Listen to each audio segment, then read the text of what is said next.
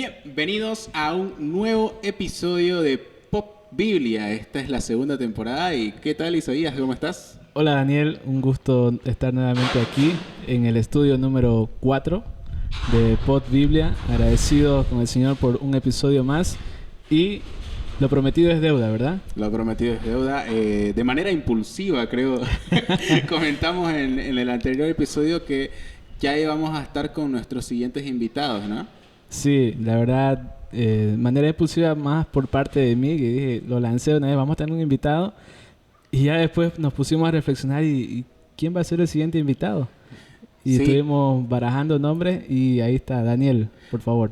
Bueno, antes de ese punto me parece que es necesario que aclaremos el aspecto de los invitados. No, sí teníamos una lista de varios invitados Claro, que queríamos obviamente. tener aquí, pero pasa que con el anterior episodio que nos quedó así de nivel, Ah, sí, sí. entonces debido a ese anterior episodio fue que nosotros pensamos Nos que replanteamos las cosas. claro, ese momento en el que nos movió el piso, ¿no? Nos dimos cuenta que donde estábamos pisando, como dice Dios a Moisés, suelo santo, ¿no? Entonces Ujú. hay que sacarse las sandalias, hay que ponerse un poquito acorde a la situación.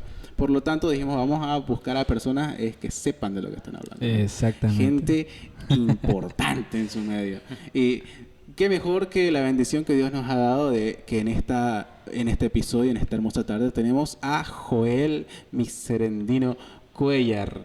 Bienvenido, Joel. Muchas ¿Cómo gracias estás, por aceptar Daniel? nuestra invitación. Joel, Muchas gracias, mucho Isaías. gusto. No, la verdad, bastante agradecido por su invitación.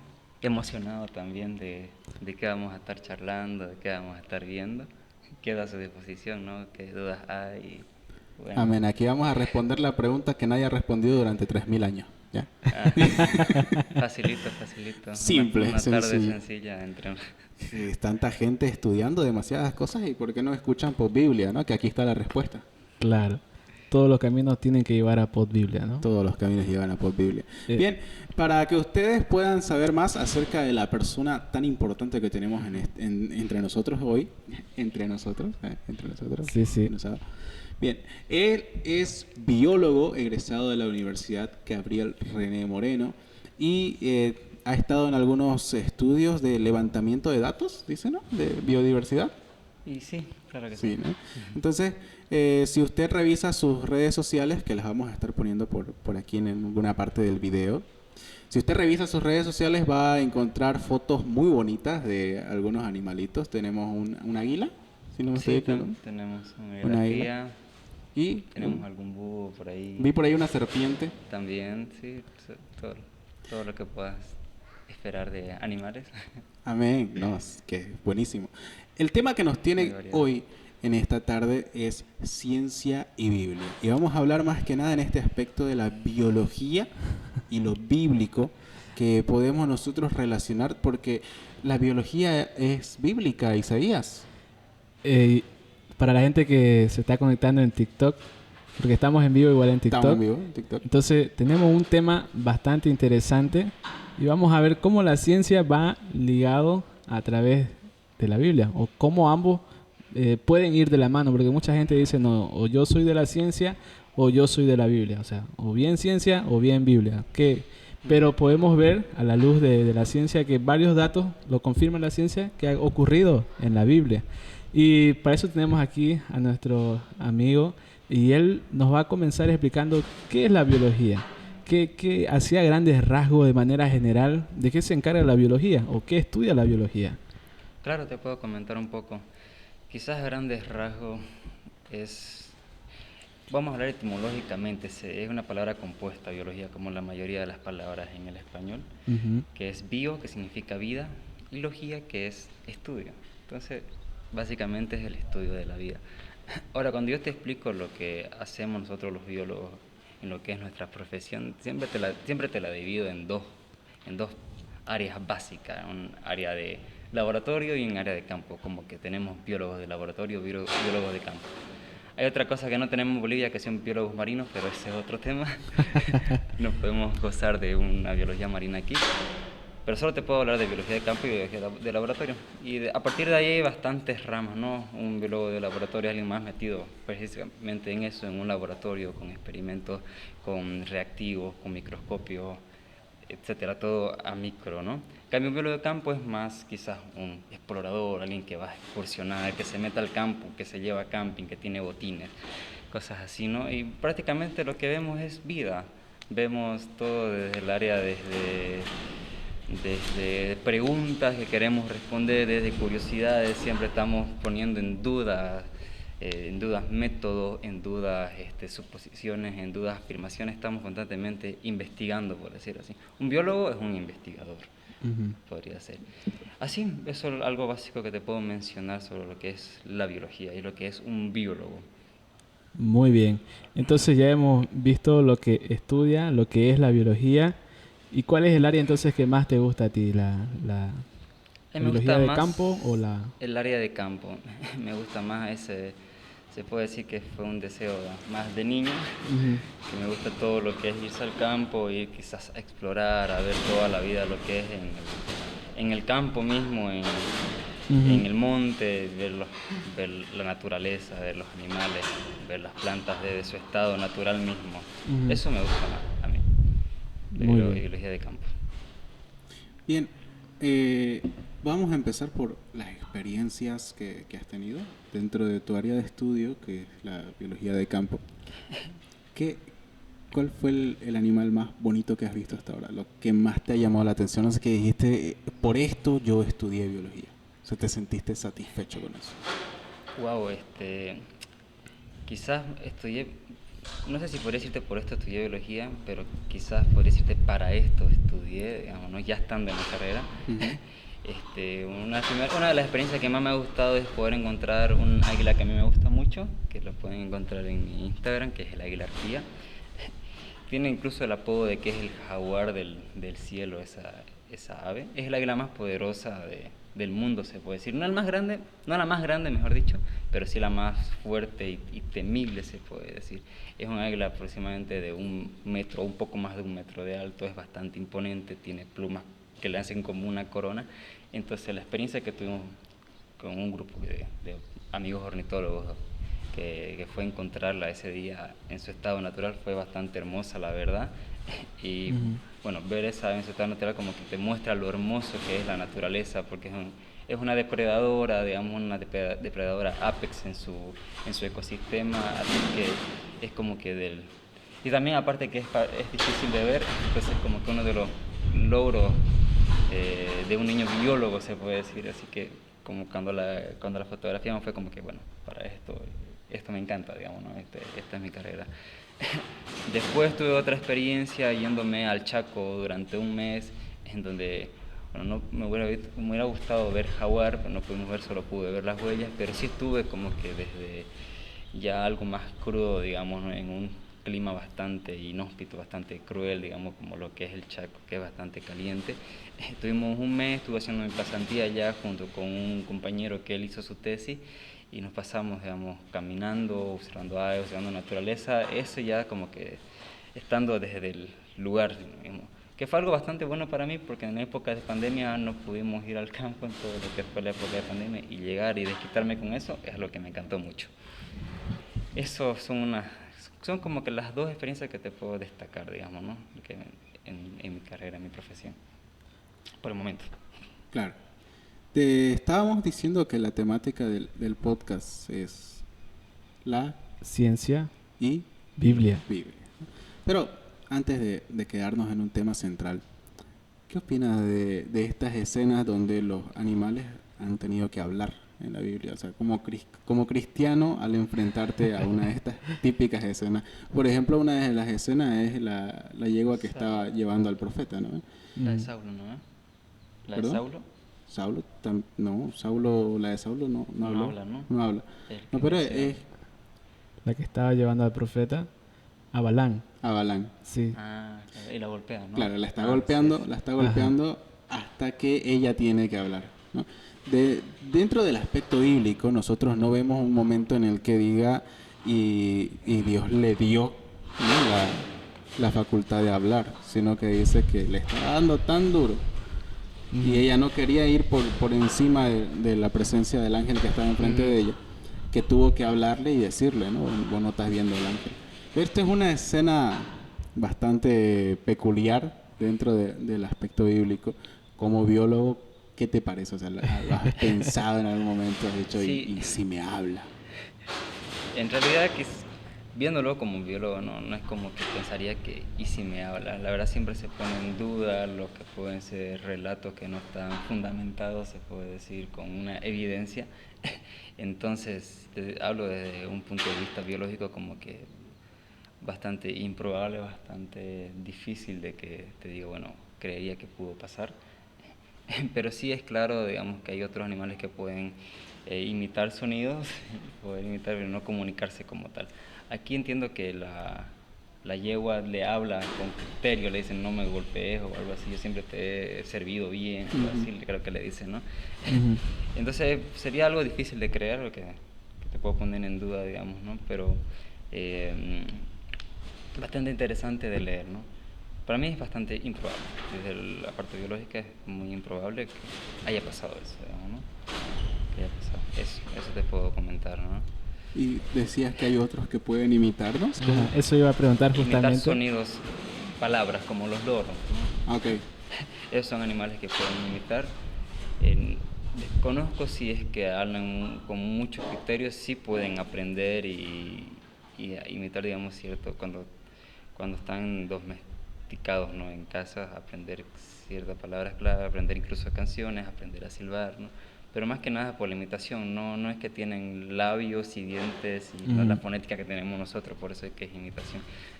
Lo mismo con unos tipos de aves que son los mirlos, creo, y creo que los cuervos también pueden hacer imitaciones. Pero en la vida animal, al menos en aves, hay muchas aves que están evolucionadas para poder hacer imitaciones de sonido, entonces es como que creo que se limitan en esos nomás, en ese tipo de animales. Creo que algún mamífero desconocería si es que hace algún tipo de imitación como nosotros. Solamente conozco lo que son los loros, los cuervos y los mirlos, que hacen lo más cercano a palabras, que hacen palabras en realidad. Oye, yo he escuchado de jaguar y de la anaconda, según que imita sonidos, como que están riendo así en el agua. Y bueno, ya son relatos más oriundos, ¿no? De la gente que está ahí. Más de cuento, ¿no? Claro, o sea, que la misma gente que está ahí, que vive al lado del río, dice, si escuchas risas y no ves gente, Harry Potter, si escuchas risas y no ves gente, es probable que una anaconda te esté queriendo desayunar, ¿no? Esos son más mitos entonces. Sí, eso es más mito, más leyenda, digamos, de tradicionales, se puede decir, o de gente, de gente de aquí, digamos, ¿no? Nosotros, la verdad que estamos acostumbrados a escuchar ese tipo de mitos sobre los animales, ¿no? De que las serpientes le gusta, no sé, por ejemplo, la leche, o de que le gusta chicotear. También como el guajojo, digamos, que es un mal presagio, su canto. Hay otro animalito que es un cocebero que también dicen que es un mal presagio. Es como que la gente tiene sus propias creencias, su cultura, digamos, ¿no? Pero eso ya es mucho más mitológico, digamos, incluso más... pues yo, en mi parecer, es más improbable que lo que dice la Biblia. Todo lo que menciona la gente del lugar, ¿no? La gente oriunda. Ay, dime. No, continúa con terminar lo que ibas a decir. Ya. Dentro de los aspectos de la creación, ¿no? Que creo que por ahí va nuestro tema, dentro de los aspectos de la creación se habla muy a detalle de la historia de la creación humana, ¿no? Nos va a dar datos del barro y el soplo de aliento. Pero el mismo autor de Génesis no está con el propósito de describirnos paso a paso de la creación. Por lo tanto, los rasgos que nos dan están muy sueltos, ¿no? El propósito general de Génesis es entender desde dónde surgió el problema. O sea, nos va a hablar del pecado, pero no nos va a dar detalles exactos de la creación. Entonces, lo que nos va a dar son muy sueltos. ¿Hay algo dentro del estudio biológico que te haya sorprendido de los animales, que hubieras dicho, esto no puede ser tan al azar, esto tiene que haber sido pensado, alguien tuvo que haber diseñado esto? En realidad hay muchas cosas, la verdad, sobre el tema de que eso tuvo que haber sido pensado, porque hay algo interesante que bueno, podemos desglosar en varias cosas lo que es el caos. Eh, Como que la naturaleza misma tiene mucho orden desde la forma, de las flores, tienen una disposición muchas veces de 3 pétalos, de 5 pétalos, ponele, ¿no?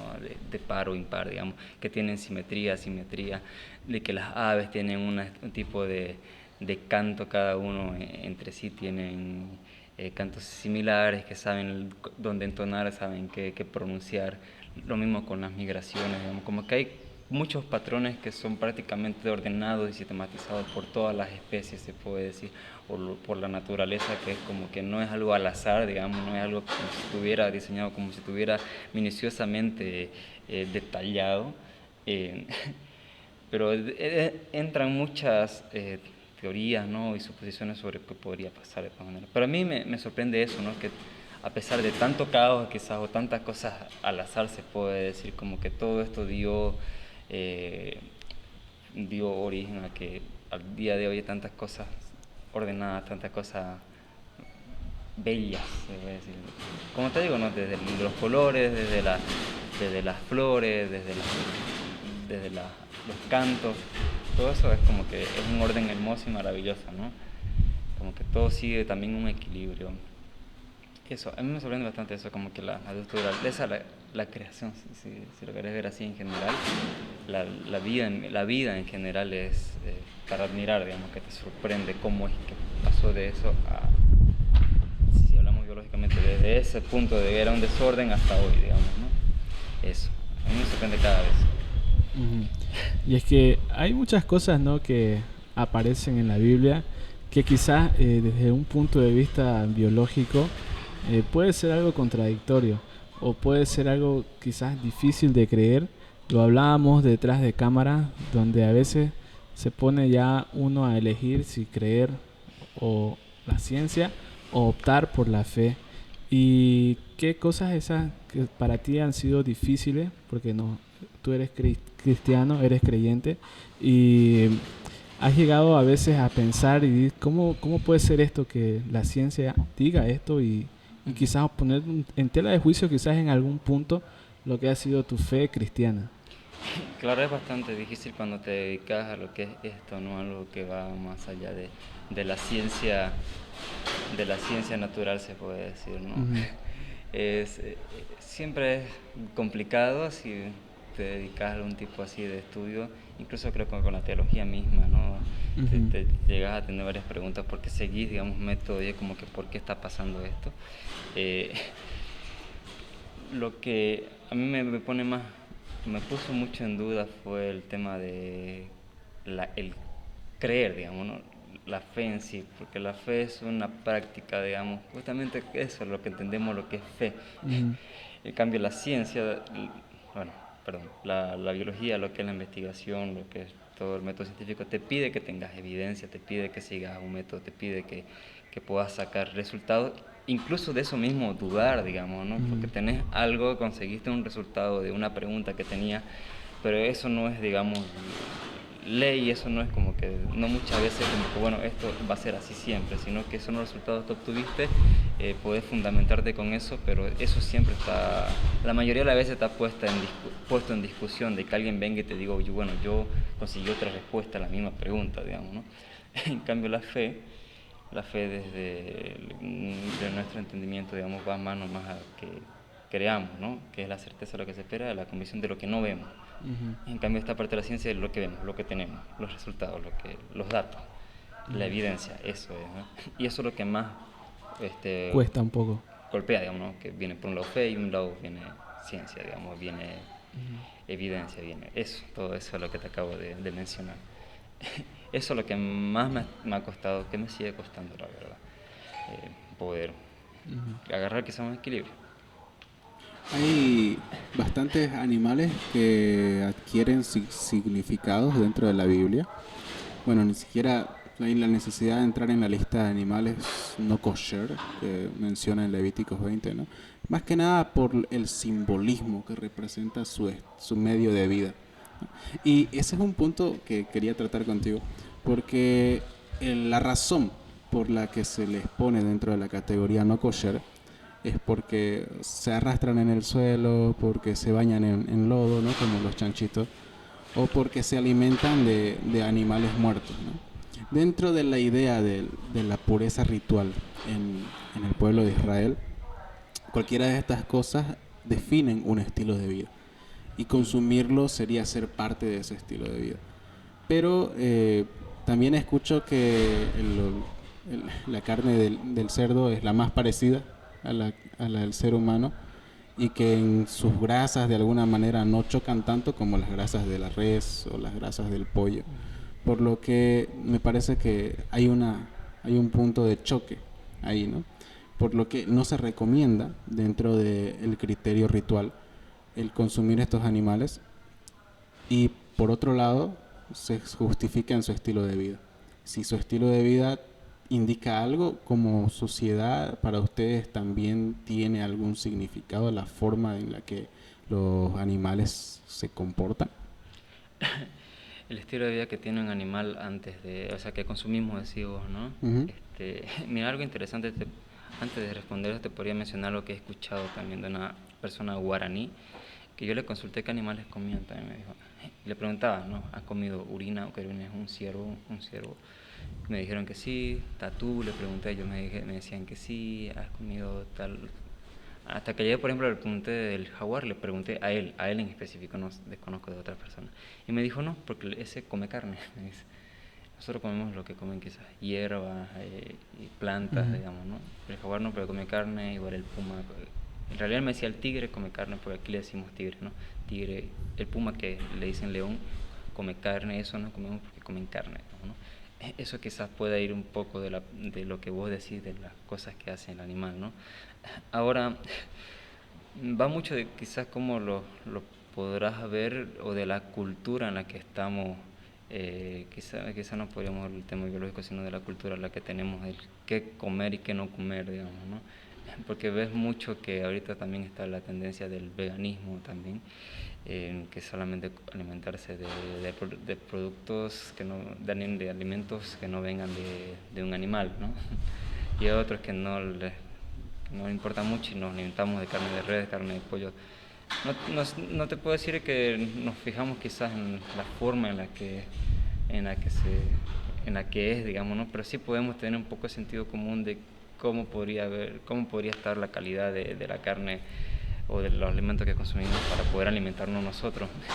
No es lo mismo quizás comer una vaca o un cerdo de una granja, digamos, que uno que es criado en el monte, o un animal al que estamos acostumbrados a comer como el de comer no sé, un sucha, o decirlo así, ¿no? Que es algo diferente, digamos, como que va más allá de nuestra propia cultura. Entonces yo creo que puede jugar mucho, ¿no? De nuestro sentido común, desde nuestra cultura, de lo que estamos acostumbrados. Eso. Porque si ves, en otro lado del mundo no es tan raro comer perro, por decirlo así, ¿no? Y en otro lado del mundo comer vaca es un pecado también, ¿no? Haram. Es cuestión de cultura igual eso, ¿no? También.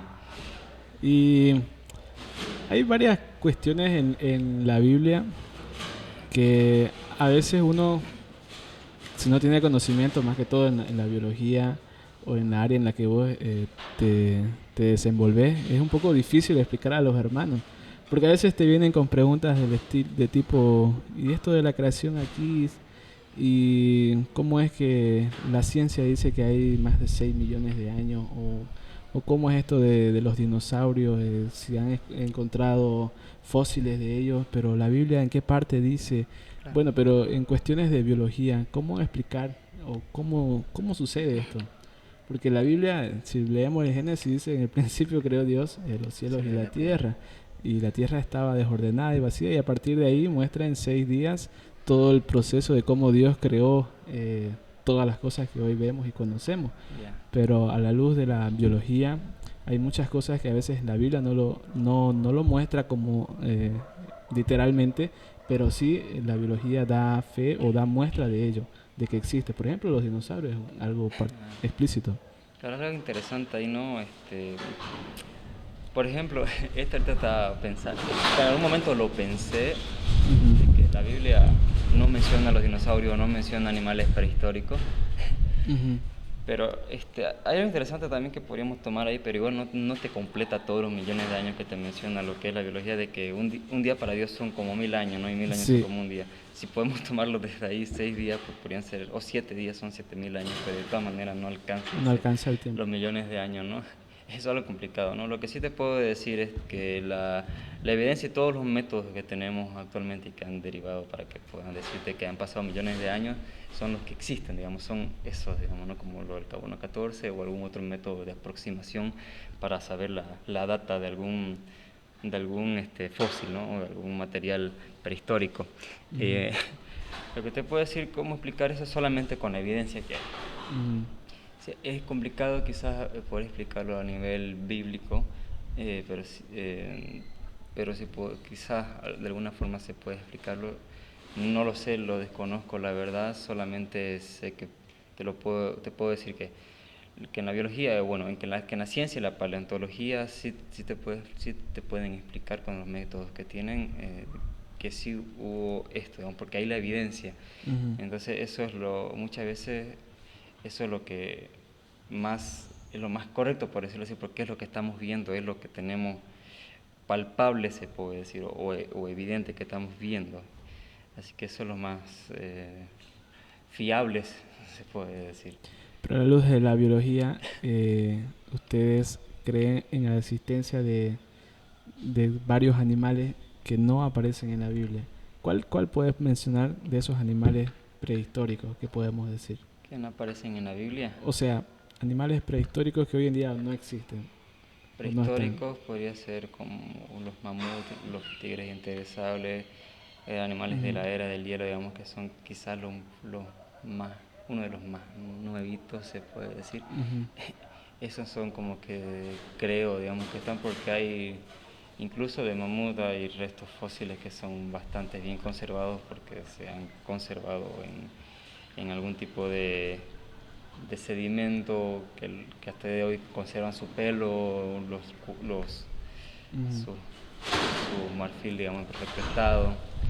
ujú. Y pues de eso te puedo decir, después de, de antes quizás los dinosaurios, también es algo fiable en lo que se puede creer porque es algo que está, digamos, que se ve, que vos vas quizás Sí. a un museo y lo puedes ver, digamos, ¿no? Y todas las especies de dinosaurios llevan años, digamos, de estudio, llevan años de observación, de descubrimiento.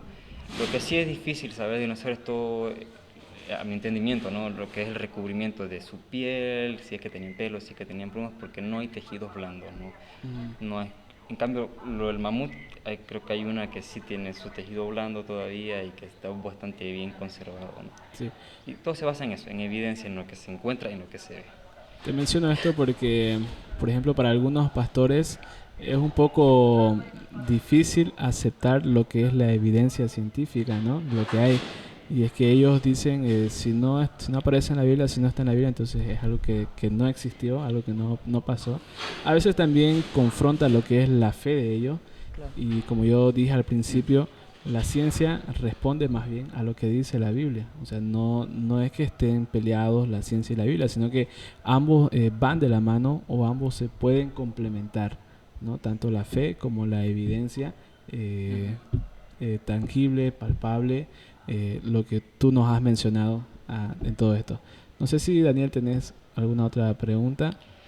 En- A mí me gustaría mencionar algo que decís, ya desde un punto de vista quizás cristiano, Ujú. que Dios la verdad se puede decir que es un Dios de ciencia, un Dios de amplio conocimiento, ¿no? Y yo creo, yo sé que es bastante difícil poder decirle a un pastor tradicional, Ajá. mire, están los dinosaurios, están los animales prehistóricos, los humanos prehistóricos, Ujú. pero lo real es que no podemos quizás hacer ojos cerrados A a lo lo que que hay, hay, a la a evidencia. lo que existe, claro, Claro. a la evidencia. No soy tan estudiado en la Biblia, pero sé que puede haber alguna forma, digamos, de poder eh, encontrar quizás en alguno de los pasajes, o quizás no en un pasaje específico, Ujú. de pequeñas pistas sobre lo que hay, lo que es lo que es la prehistoria, lo que es todo esto, ¿no? Todos los fósiles, los dinosaurios, si vamos a Claro. más detalle. Alguna vez quizás había alguna predicación sobre este tema, pero no te puedo decir recuerdo esto, pero lo que recuerdo es que sí te muestran ciertas partes como que que se puede ir por ahí, digamos, ¿no? Para explicarte. En lo que es la interpretación del Génesis, para varios teólogos hay una gran línea de tiempo entre el versículo 1 y el versículo 2 de lo que es el libro de Génesis, capítulo 1. En el principio creó Dios los cielos y la tierra. La interpretación para algunos teólogos es que ahí hay una brecha bastante grande de tiempo, y ahí es donde puede ser que haya pasado todo esto, lo que tú mencionas, de todos estos animales. Y por eso es que después menciona que la tierra estaba desordenada o estaba incluso ya vacía y las tinieblas estaban sobre la faz. Entonces, a partir de ahí ya es como una segunda creación que hace Dios. Estoy hablando de la interpretación que dan algunos teólogos para todo lo que es este versículo, capítulo 1 del libro de Génesis. Y dijo Dios, sea la luz, y fue la luz. Entonces va más o menos por ahí la interpretación que le dan a todo este capítulo 1 y el tema de la creación, que es un poco controversial a veces hablarlo, y como ya tú nos has explicado acerca de la evidencia que hay en una creación o en un tiempo prehistórico donde todos estos animales existieron, y esa es la aplicación que podemos encontrar a la luz de la Biblia. Y también el libro de Job, ¿no, Daniel? Menciona que Dios, hablando con Job, que creó los grandes monstruos marinos, creó varias cosas que le dice Job: si tú pudieras ver la magnitud de mi grandeza, comprenderías cuán grande soy yo. Claro, menciona unos seres como el Leviatán. El Leviatán. Menciona un ser como el Kraken. Uh-huh. Que, dato curioso, el Kraken también forma parte de la mitología griega, ¿no? Que bueno, sale una película incluso, ¿no? de una película de mitología griega sobre los dioses, sobre los teseos, Uh-huh. que congela al Kraken con la cabeza de la medusa, ¿no? Una escena mítica. Cómo me encantaban ver esas películas de Guerra de Titanes, ¿no? Guerra de Titanes. Furia de Titanes. Ah, sí, bien. Eran titanes.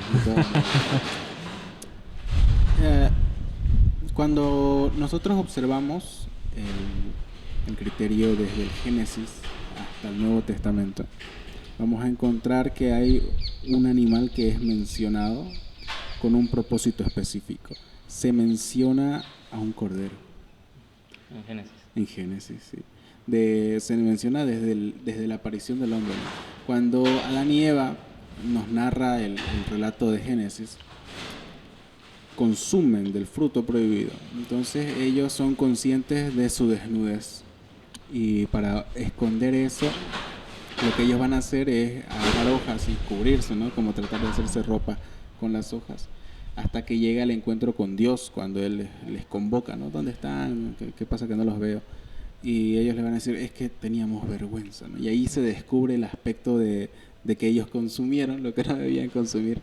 Ahí también se descubre que ellos no eran conscientes de lo que era la desnudez. O sea, esta noción de maldad no había, ¿no? Hasta ese momento.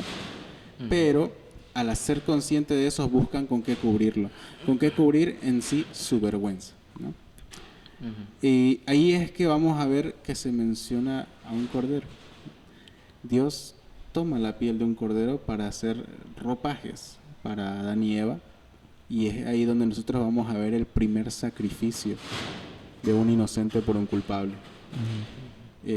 Obviamente no tendría que despellejarlo, ¿no? Al cordero, ni modo que y listo, sino que ahí vemos un primer sacrificio. Pero de ahí en adelante vamos a ver cómo cada que se habla de la promesa de salvación, o cada que se menciona algo referente al Mesías, también se va a hablar bajo la figura de un cordero. Un cordero. ¿Qué encontramos o qué podrías hablarnos del cordero? Bueno, por lo que he visto, bueno, el cordero, que es la cría de la oveja, ¿no? El bebé de la oveja, podría decir. Es un animalito bastante tierno, se puede decir, hasta inocente, quizás alguien del campo pueda responder mejor lo que es esta respuesta, ¿no? Pero, esta pregunta, perdón. Pero lo que he visto, digamos, un animalito bastante tierno, bastante inocente, bastante, como cualquier bebé, ¿no? Bastante dócil, se puede decir. Que vos te le acercás, hasta lo podés acariciar, incluso el cordero, yo tengo entendimiento que sabe, que conoce a la gente, digamos, ¿no? Si a vos te conoce, se te puede apegar y se deja acariciar por vos. Conoce al que lo alimenta, sabe a quién lo cuida también, ¿no? Conoce la voz de la persona que lo alimenta, que muchas veces también eso se menciona en la Biblia, ¿no? Del pastor, ¿no? No es como que le digamos pastor a las personas del campo acá, ¿no? Pero como te digo, conoce a su cuidador y es bastante frágil también, bastante vulnerable un cordero como un bebé, digamos, ¿no? Es bastante vulnerable a lo que pueda pasar y depende mucho, obviamente, de la madre, ¿no? De la madre y del cuidador, como te digo, del pastor. Y eso te puedo decir del cordero. No he tenido muchas interacciones con corderitos, pero sí los veo así, digamos, ¿no? Bastante tiernitos, bastante bonitos, digamos, ¿no? Pero al mismo tiempo frágil.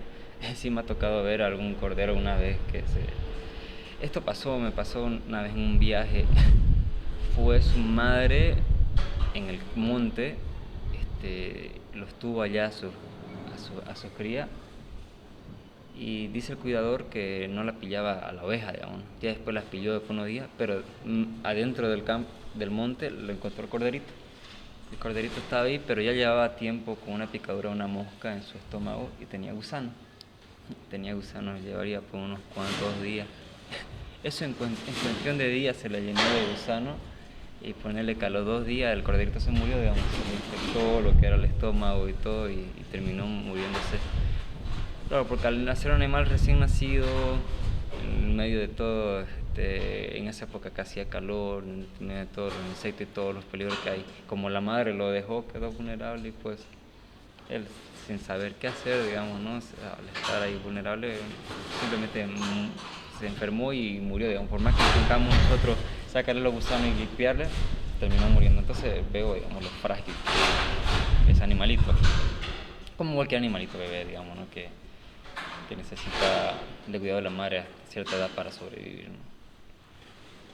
Sí, observamos dentro de la figura de Cristo una constante comparación con el Cordero. Y es que dentro de la Biblia el Cordero va a adquirir una simbología de pureza y una simbología de inocencia, como estabas mencionando, porque de todos los animales habilitados para sacrificio, para ofrenda, el animal por excelencia es el cordero. Entonces un cordero sin manchas, un cordero que no tenga la patita rota. Y esto para mí es un conocimiento nuevo, lo que tú me estás contando, porque nos damos cuenta que un corderito en ese estado, bien criado, no era algo sencillo. Hoy ya tenemos más cuidados, tenemos más formas de llegar a prevenir algunos aspectos, pero para el tiempo de una Israel que vagaba por el desierto, entonces tener corderitos en ese estado, ¿no? Así blanquitos, sin las patitas rotas, sin que estén heridos de una parte, era un requisito bastante fuerte, claro, precisamente para la ofrenda que ellos debían dar, ¿no? En el sentido de que más adelante vamos a encontrar a un Cristo en una situación similar, ¿no? Vulnerable ante el Imperio Romano, vulnerable ante su propia gente, que eran el Israel, vulnerable ante la gente que se supone debía estar para él. Y de esto es lo que da inicio a esta frase, ¿no? De a los suyos vino y los suyos no le recibieron. Entonces, mientras me contabas la historia de la mamá del corderito, me recuerdas eso, ¿no? Que llegó el corderito, pero llegó y quedó indefenso, quedó solo, ahí, ¿no?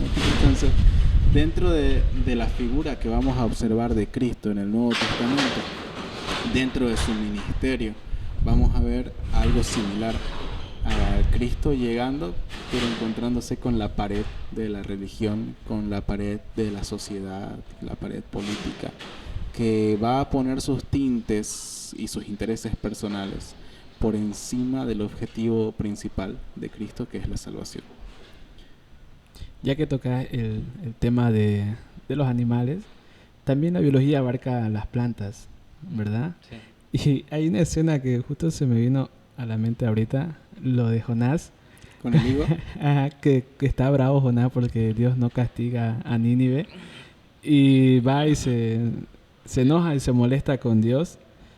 Y en ese enojo, Jonás sale de la ciudad y acampa en un monte, acampa en un lugar. Y Dios ahí le preparó una calabacera, dice la Reina Valera, pero en la versión Dios habla hoy, dice que Dios crea una mata de ricino, una mata de ricino, dice aquí la Biblia, para que sea sombra de él.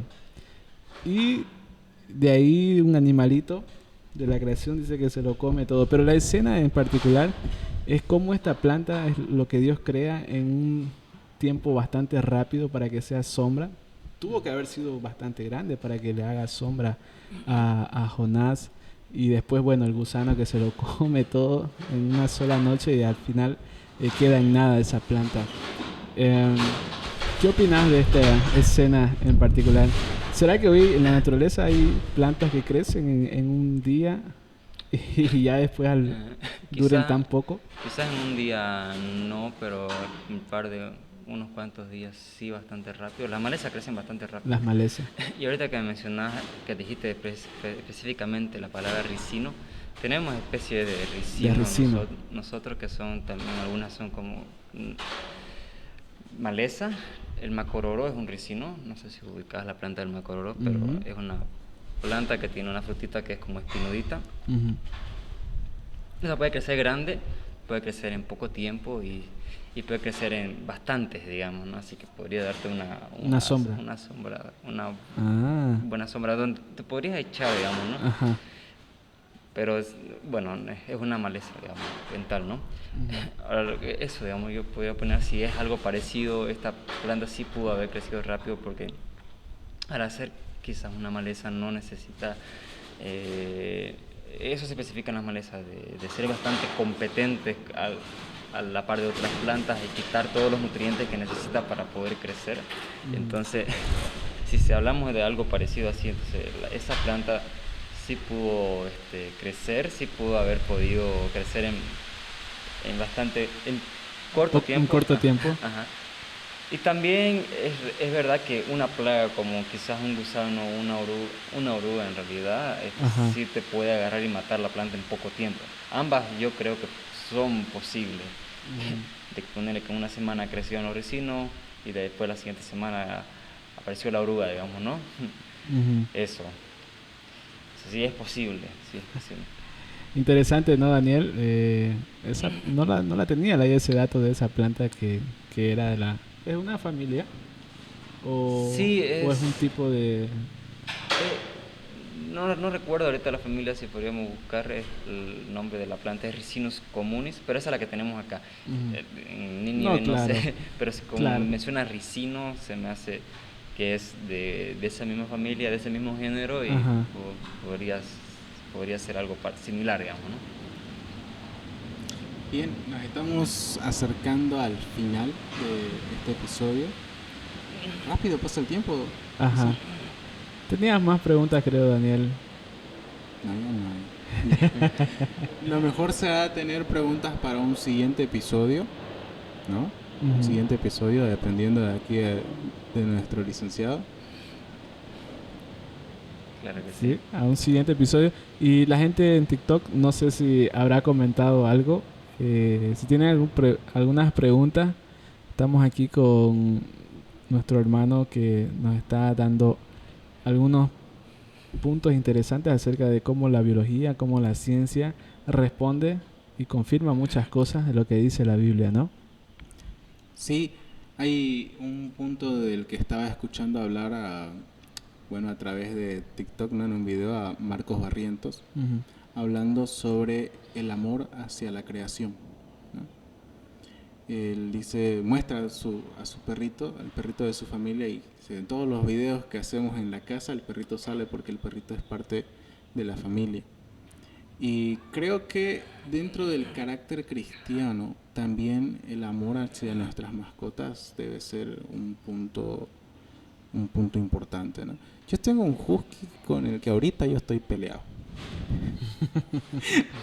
¿Por qué? Porque se está escapando mucho, nos hace renegar ahí en la casa. Pero igual ella viene y busca cariño, ella viene y nos mueve la cola. A esa husky le falta gesticular para poder terminar de entenderle todo lo que nos quiere decir aullando. Pero es increíble que tras que nosotros estamos en la reja, escuchamos a la husky darnos quejas, contarnos qué pasó.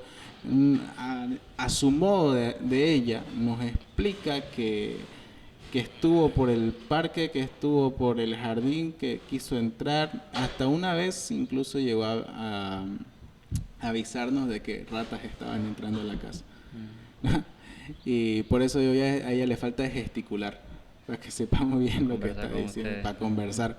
Porque en esta situación, para nosotros, a pesar de que renegamos con ella y hay que cuidarla, y ella misma es muy traviesa y estamos así, para nosotros es una parte importante de la familia, ¿no? Entonces, almorzamos y ya estamos viendo qué vamos a llevar para ella, o a veces compramos su balanceado para ella, para que ella pueda estar comiendo. Y cuando vemos que está un poquito medio aburrida, que no está jugando, al veterinario, para nosotros estar seguros de que no esté enferma o de que no esté con alguna infección, porque para nosotros es de esa forma importante, ¿no?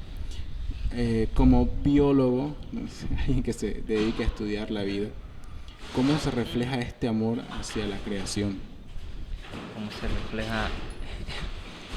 Quizás como biólogo, porque vos lo hablas un poco más desde el punto de vista más particular, claro, ¿no? Sí. Yo creo que si podemos hablar de lo que es el amor a la vida, ¿no? Amor a la naturaleza. Muchas personas igual que no son creyentes, ¿no? A veces buscan un significado, ¿no? Le buscan un significado a su vida, y muchas veces he escuchado sobre que la naturaleza le da un cierto significado por todo lo inmensa y hermosa que es, ¿no?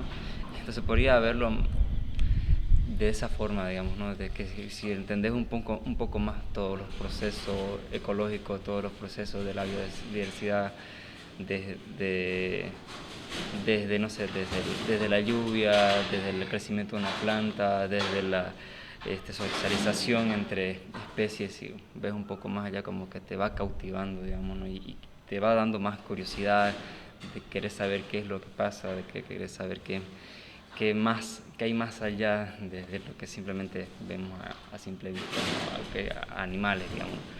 Porque hay todo, digamos, ¿no? Como te digo, a veces hay misma socialización, jerarquías entre las especies, hay procesos difíciles de la creación de un fruto, de una flor a un fruto, digamos. Todo ese entendimiento yo creo que te hace apreciar más, y sabiendo lo importante y que cada cosa tiene su propio rol en lo que es la vida, que uno tiene su propia responsabilidad, te hace querer más, respetar más y amar más, digamos, lo que tenemos, ¿no? Y también entendiendo que todo esto no es ilimitado, que sacándolo de su equilibrio se llega a cierto límite, que te da más, digamos, eso de querer amar, ¿no? De apreciarlo. Y la Biblia pues habla acerca también del cuidado, ¿no? En Proverbios capítulo 12, versículo 10, justo se lo estaba buscando, dice: el justo cuida de la vida de sus bestias o de sus animales, y más el corazón de los impíos es cruel. Entonces, cerrando ya este episodio, ¿algún mensaje que tú quieras dar para el cuidado de los animales, de las plantas, como biólogo? ¿Cómo nos recomendarías a nosotros tener ese cuidado, amar tanto a lo que nos rodea, ¿no?